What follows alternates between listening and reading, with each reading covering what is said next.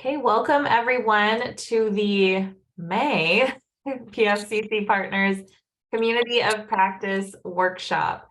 I can't believe it's already May and that summer is right around the corner. I hope everyone has some fun plans to look forward to this summer. Congrats to all the graduates in your life. That's something to celebrate this time of year. As we get started, please take a moment to introduce yourself in the chat, just your name, where you're located. Also, your role would be really helpful, your role in healthcare, whether you're an administrator, patient advisor, whatever your role is. And then if you would like to also just share something you're looking forward to this summer, I'd love to see what everyone has planned. All right, so I am Lindsay Galley. I'm the Vice President of Programs at PFCC Partners. I'm stepping in for Naomi Williams, who is a Patient Family Engagement Specialist here. I'm located in Sacramento, California, where it is just a nice day. And I'm looking forward to lots of time with my family and my son, watching him play baseball and soccer this summer. So please share your introductions in the chat as well. All right, so before I pass it off to our presenters today, just wanted to let everyone know that we are recording today's session. It will be available on the PFCC Partners YouTube channel within the next week. We will also make live transcript available to everyone. And I might ask Laura, who is my co-host today, if she can do that for me. So thank you.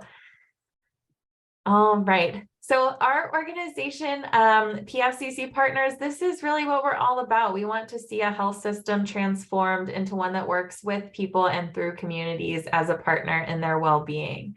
We catalyze system improvements by centering that human experience of health, and we really recognize the critical role that community engagement must play for every effort at delivering health equity. And now we know that the United States healthcare system is very complex. There are millions of people, hundreds of agencies, trillions of dollars. Just another reminder to mute your lines. And this complexity can make it difficult for people to access care that is aligned with their needs, their health priorities, and their preferences.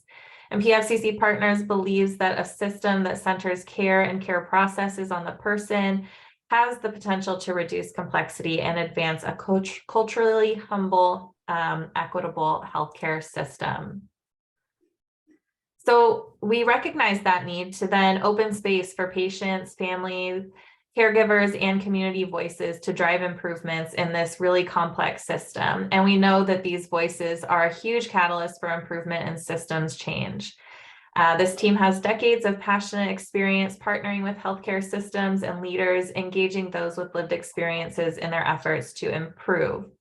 PFCC Partners works to open spaces, creating partnerships that allow for improvement.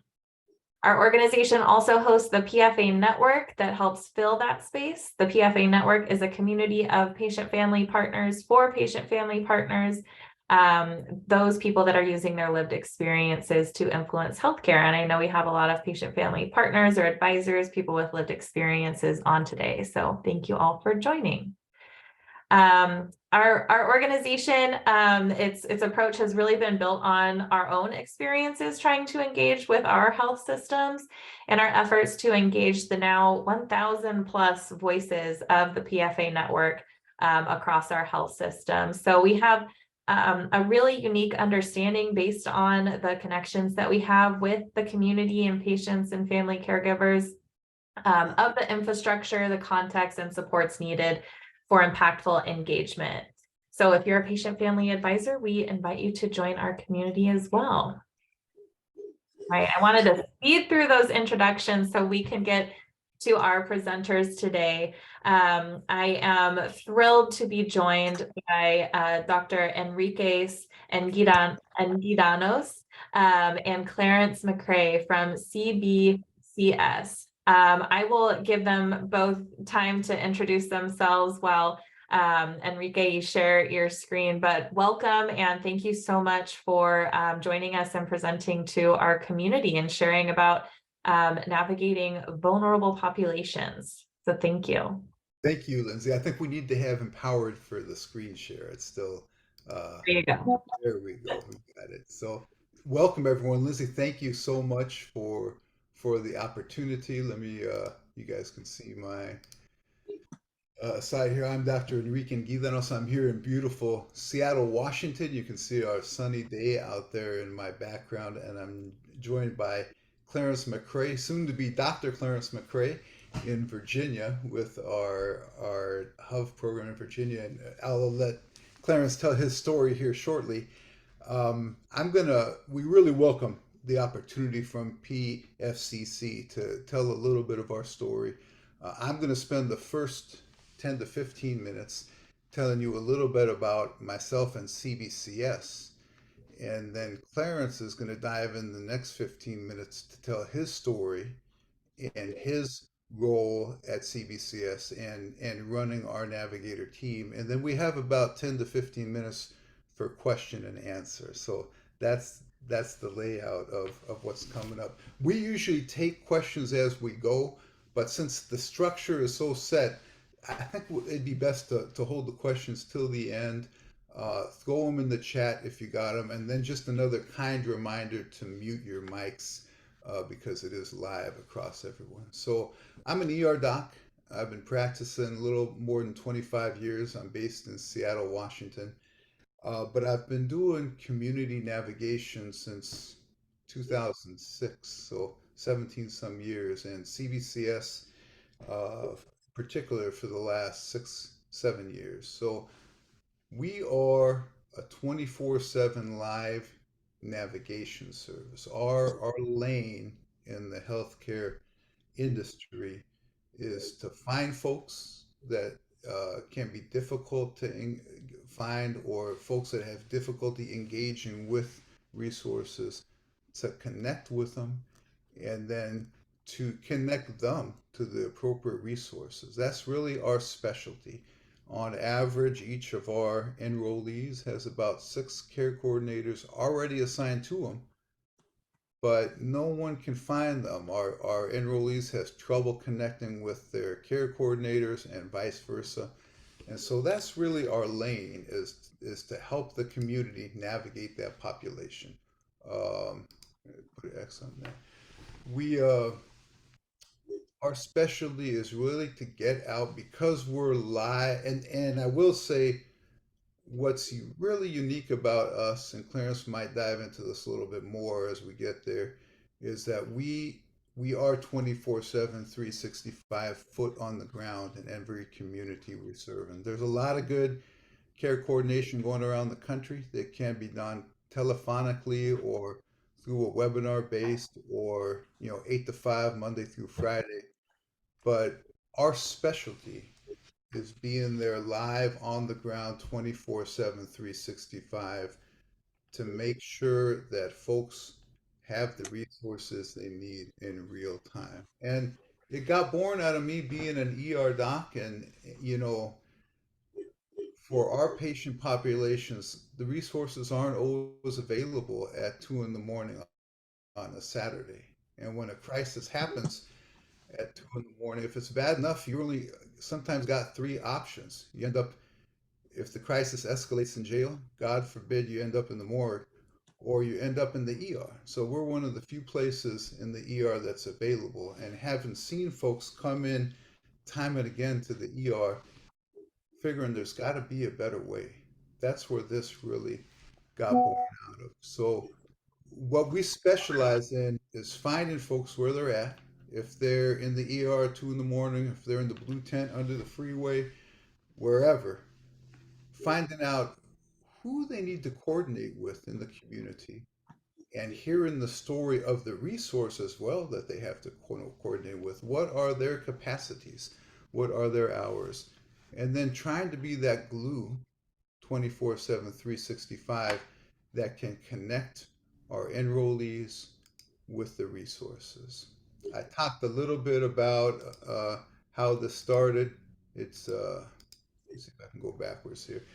You know, when I was the medical director for the largest ER in the state of Washington, and when I took on that role in 2006, we ran some numbers, and we had 8 individuals that had 100 or more ED visits in the prior year.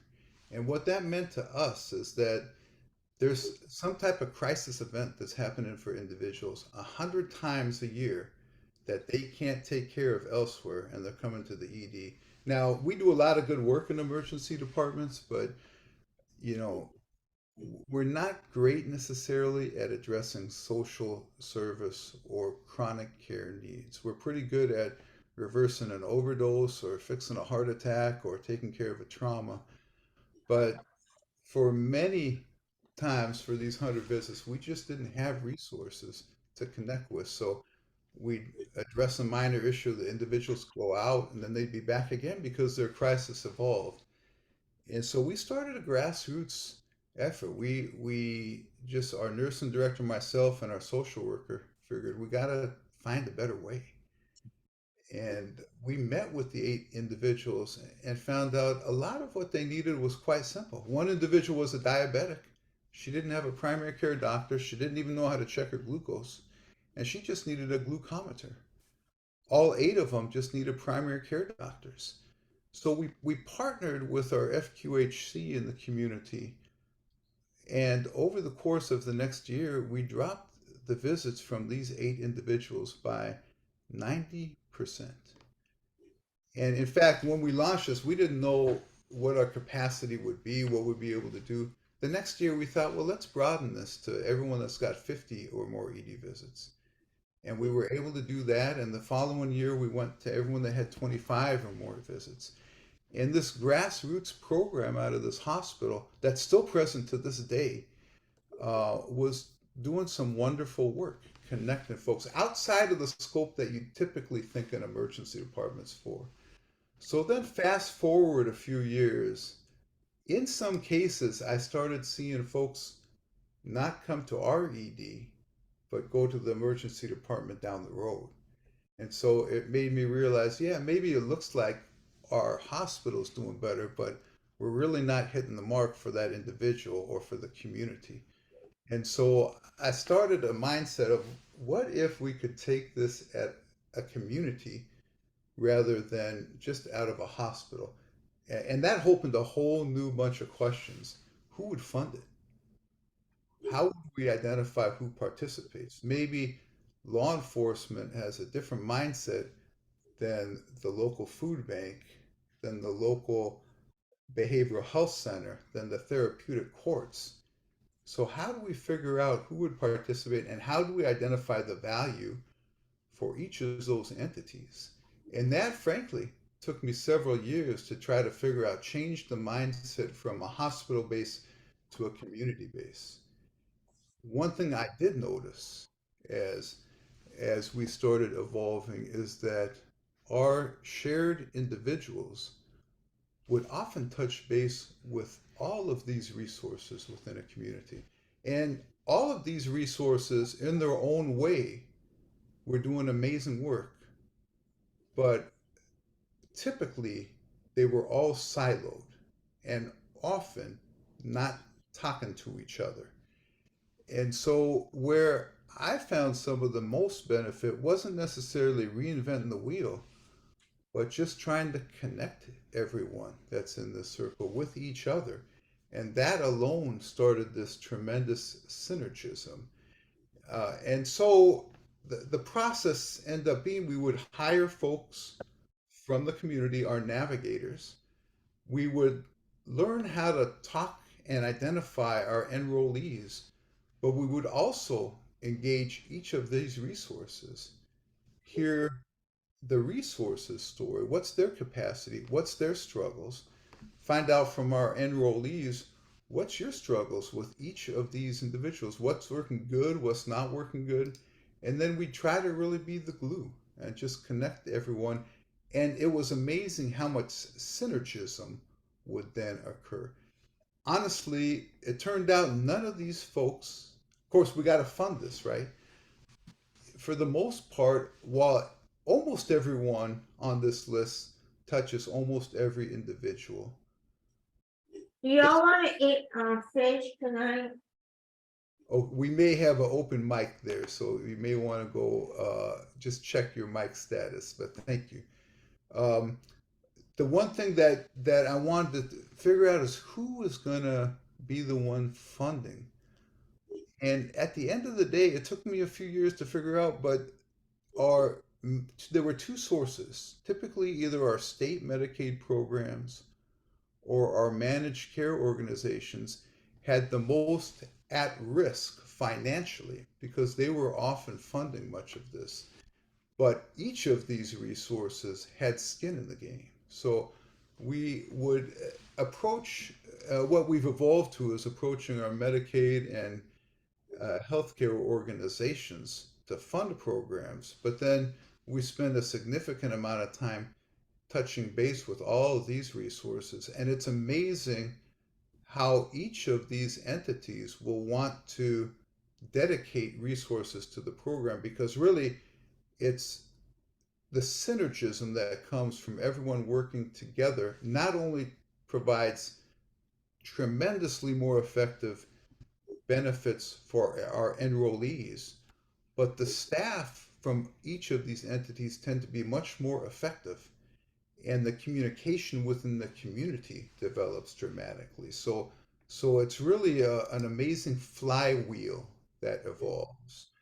I don't want to go into too much depth of our organization. Happy to entertain questions afterwards. I want Clarence to have a chance to really get into the nitty gritty of the day to day.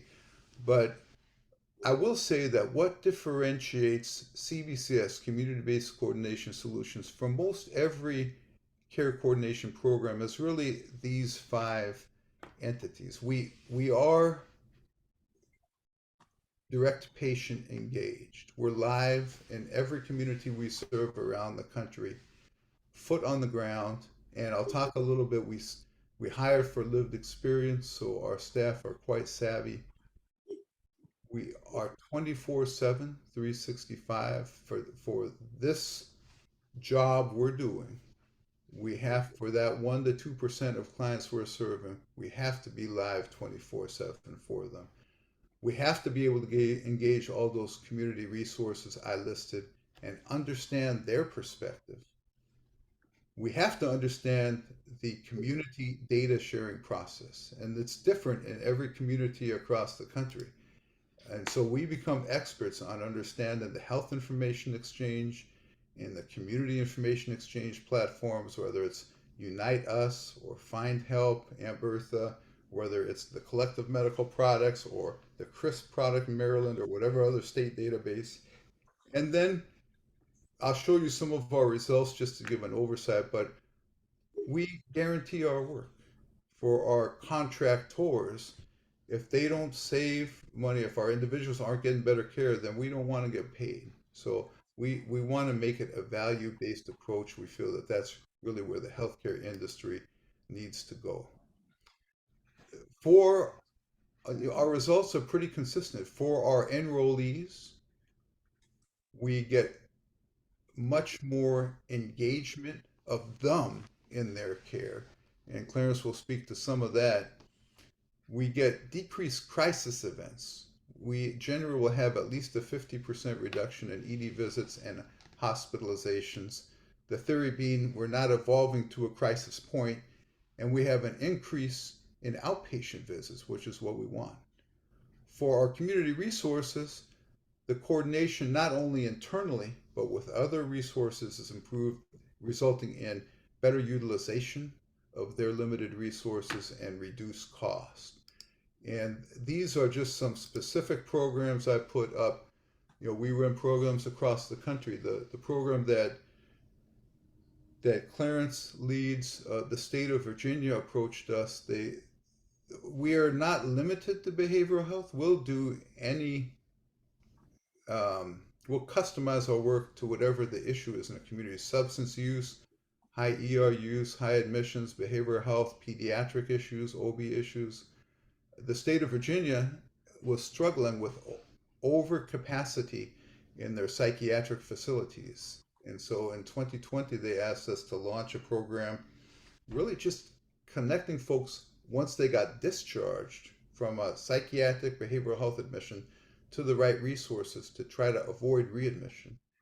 And we've been quite successful. It started as a pilot in Northern Virginia, and it quickly um, became a statewide program. Um, Clarence runs our, we'll call it the High Utilizers of Virginia, the High Utilizers Central program. We've seen an 80% reduction in hospital admissions, 50% reduction in emergency department visits, almost a threefold, 300% increase in outpatient visits, which is what we want, right? We're connecting folks before crisis evolve, and about $3.5 million savings amongst the 100 or so enrollees we have in the program.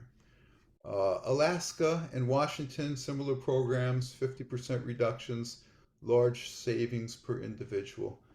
And that's really standard for our programs. Before I pass the baton on to Clarence, I want to really emphasize our staffing. Staffing is our backbone. It's really what makes us. It's really our staff. I can sit here in the office and take calls, and I've gotten 2 calls from some of our staff right now since we've been on this call. But the reality is our staff out in the field are really what's making things work. And I wanted to touch base on this before I pass the baton. It's important that we have staff live in every community and that our staff be from the community so they understand the nuances of each community, because it's different. It's different what's going on in Alaska than what's going on in Virginia, than what's going on in New Mexico or Florida or up in the Northeast. We emphasize lived experience. We don't require lived experience, but it can be difficult to get a job if you got some jail time on your record. We find that that's a benefit for what we do. We got to have the right person, obviously, but if you have struggled with incarceration or substance or mental health and overcome that, what a blessing you can bring to the community, to the individuals you serve. And my job then is to support that. So there's a metric. I was not aware of this, but my CEO a year and a half ago approached me and said, I'm sorry, my executive director, Pauline Prue, approached me and said, Enrique, there's this metric called the minimal livable wage. The U.S. Department of Labor and Statistics, you can look it up. I didn't know about it. I looked it up. The wage that our government feels is the minimal someone should make to be able to get by. And that's 69 grand a year. So we made a commitment that no one in our organization makes less than 70 grand. Our administrative assistants, our navigators. In some communities we serve, that's almost 3 times the salary they would get in a similar role elsewhere in the community. But we have to support our staff with, and I'm embarrassed that's the minimal of a wage, mind you. It's not like we're really, in my mindset, going way out there. That's what our country says is the minimum we should do. But benefits, we need to get healthcare. Our staff have healthcare benefits. We have educational matching funds. So up to 10 grand a year, if one of our employees wants to go to school, we will match to support their education with no commitment. If they want to leave to a better job after they finish school the next day, that's great. Let's go out and do some good work in the community. We want to empower our staff with the tools they need. So every one of our staff member has a credit card. And if they meet someone at 2 a.m. that's homeless, that doesn't have shoes, they can go out to Fred Meyer and buy them a pair of boots and bring those boots back into the ER right there and then. Every month we look at that fund, but we want to make sure our staff has the ability to make that connection immediately in real time. And the other big one is, burnout is so huge. I want to call out Mental Health Awareness Month that's going on right now, but as an ER doc, as our navigators can tell you, we see stuff that most humans probably shouldn't be seeing. And we got to be able to talk about that. And so we take it upon ourselves to do a monthly burnout prevention program. Um, that's kind of the oversight I wanted to do. I'm going to be a little quiet. I'll take questions here at the end, but I'm going to pass the baton on to Clarence, soon to be Dr. Clarence McCray. I'm blessed with being able to work every day with Clarence. He makes the magic happen. Him and his team there in Central Virginia. I'm going to give him time to tell his story. He'll tell a little bit about the work he's doing day to day. Clarence, I'm going to go on mute, but when you need me to move slides, you just tell me to move slides. But the floor is yours, sir. All right, I appreciate it. Thank you for giving me this opportunity. My name is Clarence McCray, and it's been a long journey, but I'm a person with a lot of lived experience. And I guess to start off is I graduated high school in 1989 with a 1.6 GPA. Later that year, I was diagnosed with a eye disease called Stargardt's macular degeneration, and I've been losing my vision ever since. I left the doctor's office that afternoon lost, not knowing what I would do, where I would go, and how my life would be. He said, this is a list of things you can't do, and the list of things I could do was very small. So I lived life like most people, fell into depression, lost my way many times, but ended up in 2001 attempting a suicide because I didn't see a way to do anything that I wanted to do with my life, to include working like at a advanced auto parts store or something small, because my vision was slowly, progressively getting worse. Fast forward to 2007, I had this notion after a major argument that I served no purpose. And that was the loop that played through my mind. I had no purpose. And so I lived like I had no purpose. And I almost lost my life playing that game. Out of that hospital stay, I was ECO'd and TDO'd. I stayed there for 5 days, 3 of which I do not remember. I came out with a desire to do better. Because of my vision, I was on disability. I was making under $1,000 a month at that time. And slowly over the years, my disability benefits increased, but I knew that as a single parent at that point, that my son and I could not continue to live on under $1,000 a month and $14 a month in food stamps. And so I asked God, what would he have me do? I was led to go back to school, which I had been working on my associate's degree for better than 20 years. And I was led to go back to school. So I went back to the community college and started at 1+1 NC spot run. And I worked my way from there to an associate's degree in general studies. My academic advisor at the community college lied to me and said that I had to graduate because my goal was to be a community college student forever, because at that point, I didn't feel like I had a purpose. And that was the best I could do. And she told me, no, you have to graduate. And I said, I don't want to. But she said, you have to. So she went with me to the school fair, and I was introduced to some local colleges, and actually was accepted into one of the better private colleges in the Commonwealth.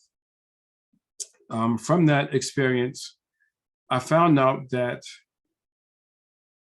I wasn't stupid. I thought for years I was dumb. But really what it was is that I had to learn different because my vision was always bad. I don't recall ever seeing well. I don't know what most things really look like. And so out of that the relationships that I formed at the community college level, and in my undergraduate level showed me that I did have a purpose and I was able to do something other than be a burden upon the system. So I went into the psychology program at Lynchburg College. I graduated with a 3.0. And then I took some time off to really figure out what I wanted to do next. And my wife, who was very supportive, allowed me to do some BMX racing and spend a couple of years just kind of feeling my way around the world. In 2016, I entered into Walden to get my master's degree in clinical mental health counseling because I felt there was a need for people like me who did not receive any support from a visual impairment standpoint and guidance on what I could do. I was always, like I said, told, no, you can't, you shouldn't, don't do that. It's not good for you. And so I was like, no, I have to find something. And so I went to Walden. I graduated from there in 2019 with my degree in clinical mental health counseling. But previous to that, I was working with youth and young adults in active addiction. And I learned a lot. That was really my formation time to develop and understand that I didn't have the answers to everything, but I knew I had to keep going forward. One of my most favorite quotes from a young lady who I worked with for a long time, she said, "Clarence, the only thing consistent in life is change." And I was like, wow, that's profound. Because I walked into the building thinking that I had it all, thinking that I knew everything because I had a degree. I was this, that, or the other. Yet again, to realize that I had a lot to learn. And so in 2020, just before the pandemic started, I was bored. I said, okay, God, what would you have for me next? And so I entered in the Walden again to get my doctorate in behavioral health leadership with the hopes that I could either work for an organization or start my own organization to provide support and help for people who have visual impairments, who either had a lack of knowledge of accessibility aids or just needed to hear somebody say, you can do it. I mean, yeah, there are things I shouldn't do, but there's nothing that I can't do. And it took me years to figure that part out. And so I was working at the Up Foundation here in Lynchburg, where I was pretty much a volunteer. And this past summer, I was told it's time to move. I very much still love working with youth in recovery. I still love working with adults who are seeking recovery from whatever it is, whether it's mental health or substance use or just being downtrodden. I want to see them be better. And the goal is to always have them better than myself. And so a friend of mine said, there's a job that I think you should apply for. I said, can I do it? You know, because it's different. It wasn't counseling. I mean, sitting across from somebody at a table and talking about whatever, that's easy. But to conceive going into a totally different field, doing something totally different, I was nervous. But she said, go apply. I went to Indeed and the job was gone. I said, okay, it's not there. She said, don't worry about it. We'll take care of that. And so out of that became my role as program manager of High Utilizers of Virginia's Central program manager.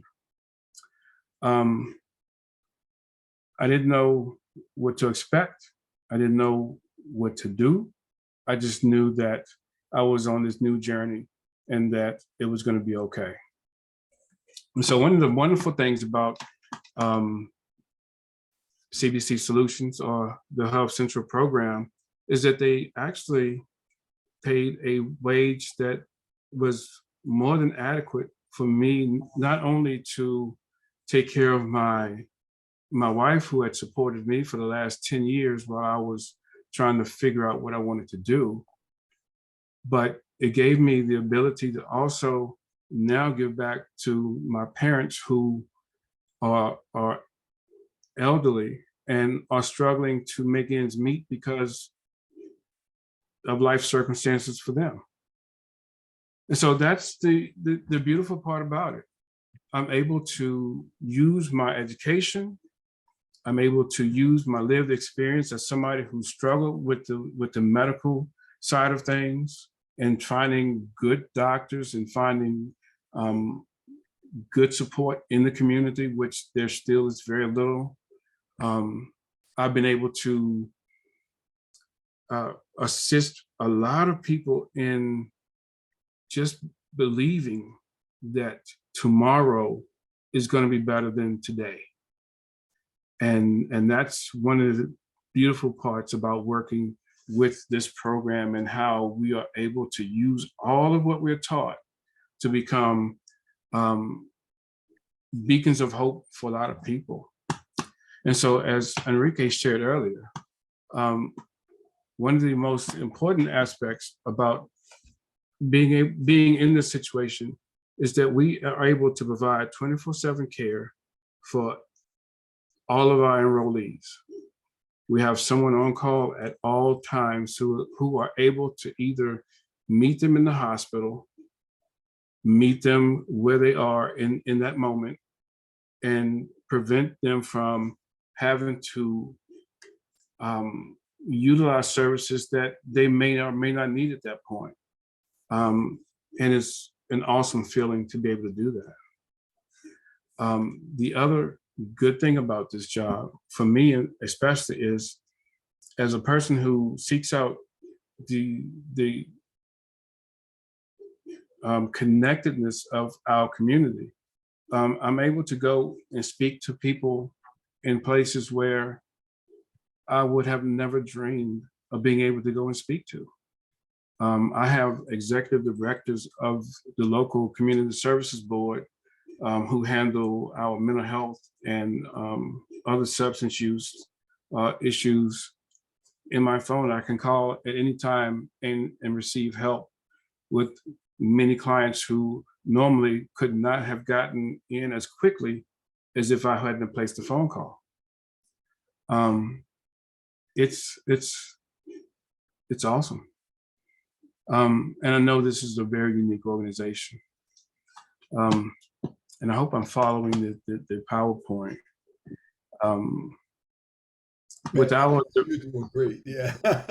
yeah, and I'm once again, moving through just as it's going, but I'm loving the story.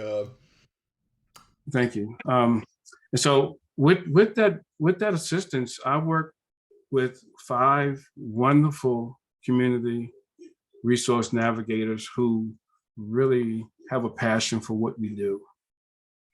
And these people are able to specialize in certain areas, like today, for example, find shelter for someone who called us right now and said, I need some place to be tonight.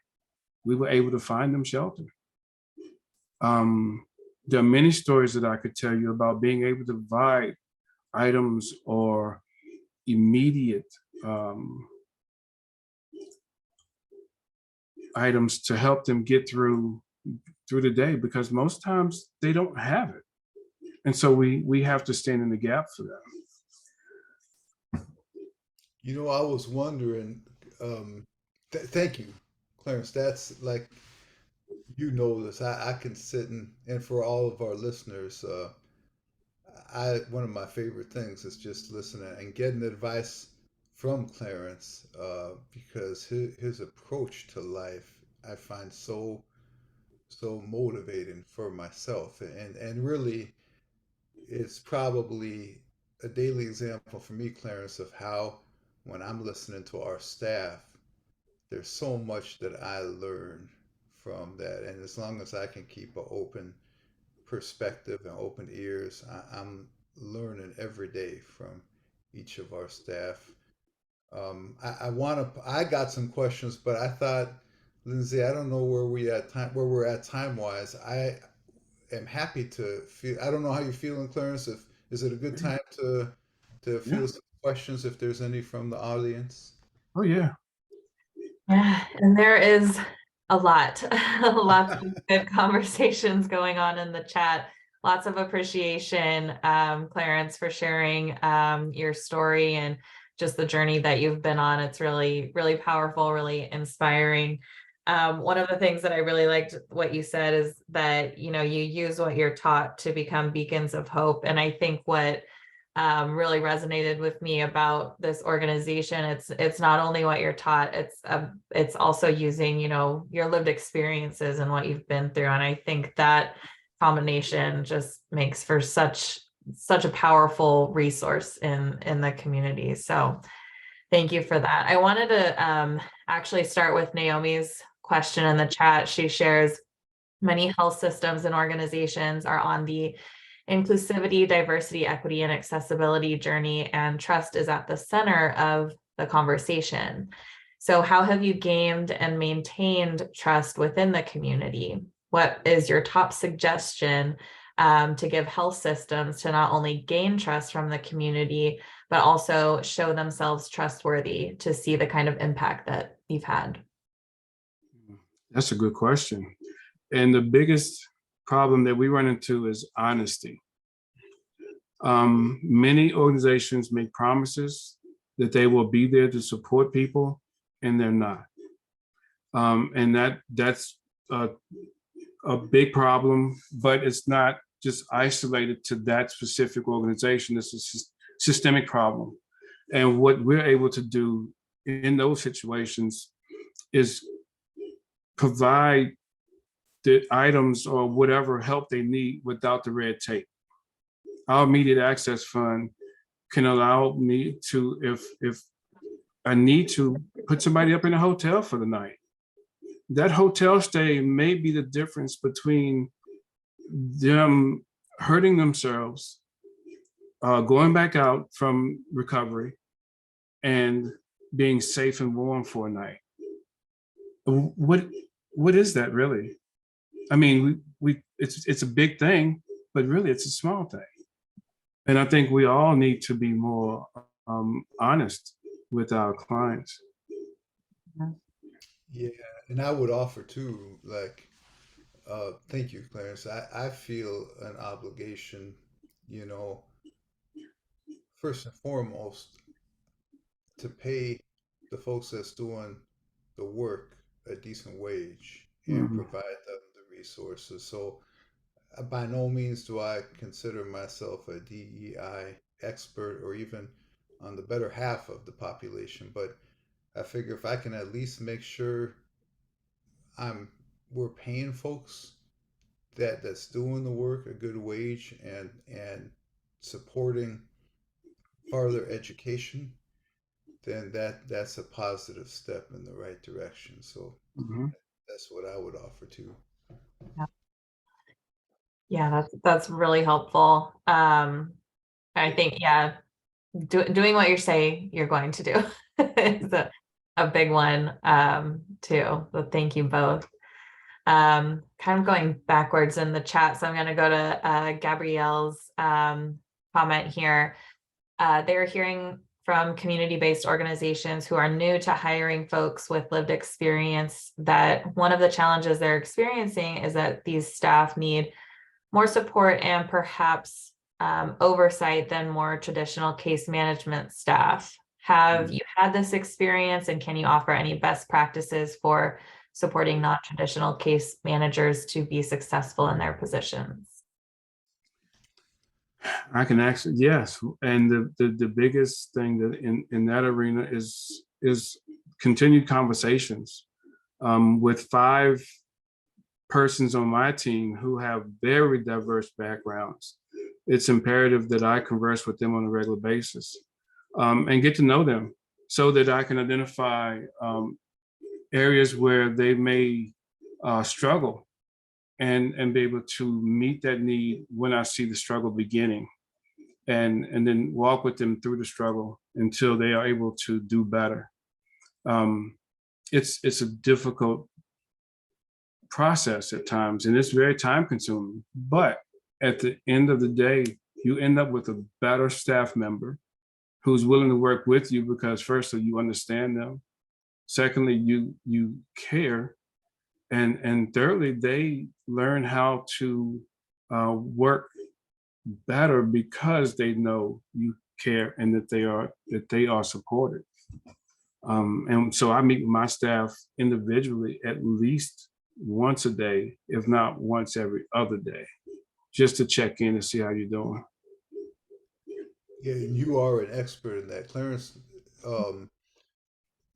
is so expert at listening and managing staff in that fashion.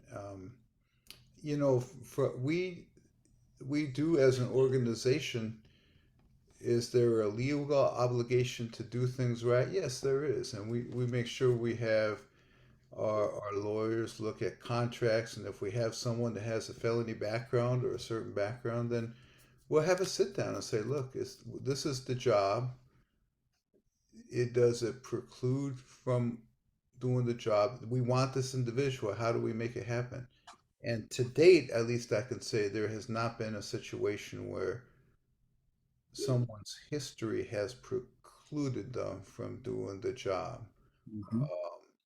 And we make sure our partners we're contracting with know where we're coming from and they're comfortable with it. And so to date, that not has been a hurdle for us. It's a little bit of work ahead of time to make sure we do it right, but no doubt at all the value that the individual then brings to the organization and to the individuals they serve pays for itself 10 times, 100 times over. Mhm. Taking that extra time to provide the extra support, sounds like it's well worth it in the end. And so for those individuals who are just getting started, how do you find and connect with those members of the community to join you?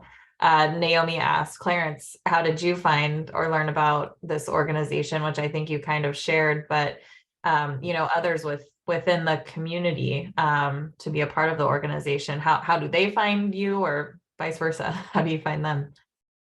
I know from when I first started, as we go out to the community and we tell people about what we do and how we do what we do, it's like moths to a flame. They want to know how they can be a part of. And, the lived experience part doesn't really come in until later in conversation. But they are really interested in how the organization functions and how we're able to be so successful in reducing the rates of people in the hospitals and things like that. And sometimes I go to the CSB and we're just giving our presentation and they say, how do we get hooked up with you? I was like, we typically don't poach, but give me a call and let's talk. And that's just how we get the conversation started. I will say I put all this up, Lindsay, and I will say one thing that we have become less adept in this country is at listening. I think you just got to turn the tube on, or whether you pick your Fox versus MSNBC or CNN, whatever. We're all talking and no one's listening. And as we get out and we listen to our enrollees and we listen to each of these folks in these resources, there's such a wealth of information. And I don't know, Clarence, I feel like half the time we're just they're giving us the answers here and we're just connecting the dots, kind of, don't you think? More times than not. So that was actually something that I was going to ask. I wrote this down early on in your presentation because as you were getting started, you talked with those 8 individuals to learn from their needs. And, we're working with a lot of hospitals who are trying to do the same, identifying those social needs in order to, fill those gaps in their lived experiences. So I'm curious, did you have a script that you were using? Were you asking all the patients those individuals the same thing? What did those early on conversations look like? Did you track data? Because data is really big in healthcare. No. Curious about that. No. Whoever asked that question, thank you. Whoever wrote it, Lindsay, I know you asked it, but it was a lot of stumbling and falling, frankly, and getting back up and learning. And I think really, I try to, and I learned this from Clarence too. It's not the stumble, we all stumble. It's what did I learn from that, and what can I bring to the next conversation? And so it took a while. It took honestly about 10 years to figure out. We talk a lot about scripts and how we can best engage with our enrollees, and what life's like in an ER, and how do we talk to folks in the ED, and why a care plan for one person might be different than a care plan for someone else, because what is the conversation we want to have to get to our ultimate goal. But above everything else, I think was really just listening to our enrollees, so that me as the ER doc way back in the day, I get out of that mind frame of being the ER doc and bringing the fix that I think should happen.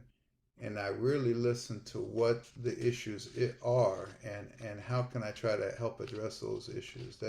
I don't know if you got any other thoughts, Clarence, but that's kind of my thought there. I think you spot on with that.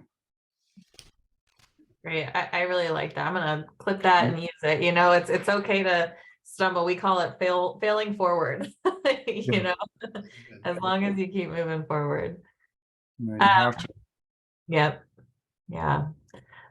So there were a couple of questions about the states that have programs like yours, and if you have plans to expand your program to other states, what's the future look like? Yeah, we are in a lot of different dialogues. We have a marketing department. We, at the end of the day, what we do is try to figure, is there a need in a community that's not being addressed currently? Sometimes we've done programs where we go and teach, a state Medicaid department, a healthcare organization, even a foundation or a hospital. They got staff. They just want to maybe have us consult and teach their staff. We're happy to do that. And then there's other states we're in dialogue with, managed care organizations. We talk to most of the big insurers, and then we just want to listen. What do they want? What's their needs? What's their goal? Where do they feel they're missing the mark? And can we then adapt a program that can appropriately address those needs? But yes, we're open around the country, from Alaska to obviously to Virginia. Nice. So that might answer another question in here from Lisa. She says, if I'm interested in introducing your program to people in our state who are making healthcare decisions and setting the priorities, are you able to support my efforts? Yeah, for sure. My intent wasn't to do a marketing here, but I'll leave that up to you, Lindsay. Happy to make connections. Happy to give our emails and phone numbers. I could put it in the chat if you want, but we can follow up too with anybody interested in connecting with you. Also, yeah, we call ourselves big Lego pieces. We're always, bringing people together. So happy to do that. Great. I'm gonna stop sharing for a moment just here. Oh yeah, perfect. I believe I got to all of the questions in the chat and some of mine. Were there any other questions? Would anybody like to come off mute and ask any additional questions of Enrique or Clarence?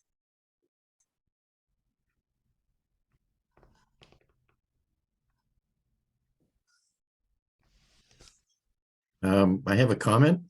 Yeah, go ahead, Roger. I just want to say thank you guys. I mean, we know that if we don't get them when they're ready to go, they could be lost forever. And having people that have been there, peer-led, is so awesome, because that's where that trust comes. And that's how you earn that, and that's how you work it. So you guys do great work, and I just want to say thank you. Kudos. Thank you very much, Roger. We appreciate that very much. Yeah. seeing lots and lots of kudos and how awesome this is, and people looking forward to connecting in the chat. I'm happy to share those inspiring messages with you after, so you can read through them. Thank you very much. Yeah, please reach out to Lindsay if you want to reach out to us. We're happy to chat offline about your particular situation, and honestly, just to help with ideas too. If it's just a matter of talking about different ideas, we're happy to do that. Awesome. Really appreciate it. Really appreciate both of you, Enrique and Clarence. Thank you for sharing your stories and your journey with us. This has been really inspiring to know, you can take those small steps forward to meet the needs of your communities, and just applaud what each of you are doing and the organization itself is doing. So really thank you for sharing it with us. Thank you. Very welcome. It was an honor to be here. Thank you everyone for attending. Yes. Yeah. Thank you so much to the participants as well. We did record today's session, so we'll have that up on the PFCC Partners YouTube sometime next week. And I just wish all of you a very happy, hopefully 3-day weekend for everyone. And enjoy the upcoming summer, and thanks so much for your time today. Great workshop. Thank you. Take care, everybody. Bye.